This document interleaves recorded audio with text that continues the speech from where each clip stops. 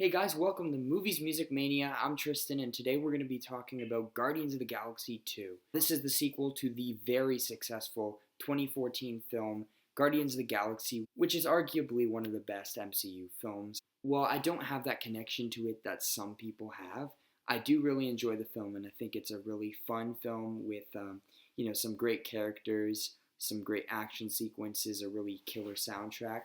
So obviously, I was really excited for this film. Maybe not as much as some people, because I know that this franchise has diehard fans. But I was definitely going in expecting a good film and something definitely entertaining. And I was absolutely blown away with how good this was. In my opinion, this is miles ahead of the first one. Even though I do really like the first one, I just think this is an overall better film. This one, I think, just capitalized on the emotion. I thought the characters were further developed, and I just thought that it was an overall funnier and more enjoyable film. And I really like that while it does follow your normal three-act structure, but at the same time it's kind of different because the first like 40 or so minutes kind of feel like an episode of the Guardians of the Galaxy where you're just kind of getting to know these characters a little better. The first 40 minutes just kind of take their time to really develop the characters, get some good humor in there, and just really get you hyped up for the rest of the film. And I really liked that they kind of took their time at the beginning. It's not like it's slow paced by any means. This is definitely a fast paced film. There's not really a dull moment in this film. Like every single sequence is really entertaining and fun, and there is definitely a surprising amount of emotion in this film, especially during the second half. And I think the reason why that emotion works so well is because it really does take time to develop the characters. And I like that, like, almost every character in here did have an arc.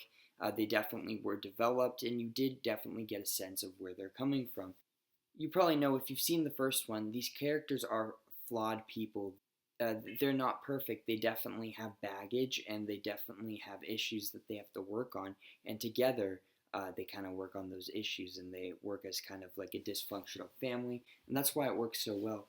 And I think that, and I really like how it really focuses on each character. Like, I'm not going to spoil anything, but I mean, each character does have something to do. Like Drax, well, he definitely has the most humor in this film. He's absolutely hilarious. Dave Bautista does some really great work in here. I love his laugh. It's really funny, guys. But he also has a kind of some sweet moments in there as well. But most of the time, he's the one delivering the jokes. But Rocket has a really great arc. I definitely love um, Star Lord or Peter Quill's arc. Uh, he he's really well developed in this film, and he's really well developed in this film. And while I don't love Gamora, I think that she's just, I don't know, maybe that's the point. She's kind of cold. That is the point. Like she's not the most likable character, but I definitely did like her arc. The action sequences in this I thought were really great, definitely entertaining, and something you do need to see in 3D. Well, if you're going to see it in theaters, definitely see it in 3D or IMAX. I actually saw this film twice because, long story, but today I went to go see Baby Driver and I was a bit late to the screening. Today I went to go see Baby Driver and I got there like, I don't know, 25 minutes early, and they said they were already full because apparently the theater wasn't that big. So I went all the way there for nothing. It was a far theater, so kind of sucked. But anyways, I'm glad I saw it again in IMAX before I actually reviewed it, just because I realized how much I really love this film. Yeah, but in IMAX, it really is great. Everything pops out. It's such a colorful and visually pleasing film. Almost every frame is incredible to look at because the amount of time and effort that goes into like the visual component. There's this scene that was absolutely breathtaking where Gamora is just sitting in this very deserty plain field, and it's absolutely stunning to watch on IMAX, and it really blew me away. But other than that, I thought the costume design was great, action sequence is great, the soundtrack, guys, the soundtrack was really incredible. Um, this time around, I like that they kind of delved deeper into that classic rock style.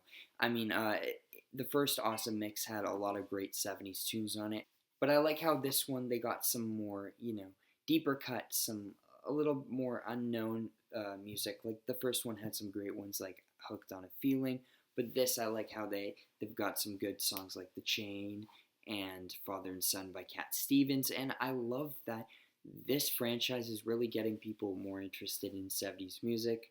I mean, I don't want to sound like super pretentious because I'm just like a teen too. More people my age and like younger are getting into this type of music because of the Guardians of the Galaxy series. Gotten me into Cat Stevens now. I'm listening to more of his stuff, and I'm definitely going to be listening to even more Fleetwood Mac stuff. So the soundtrack is definitely a really great component.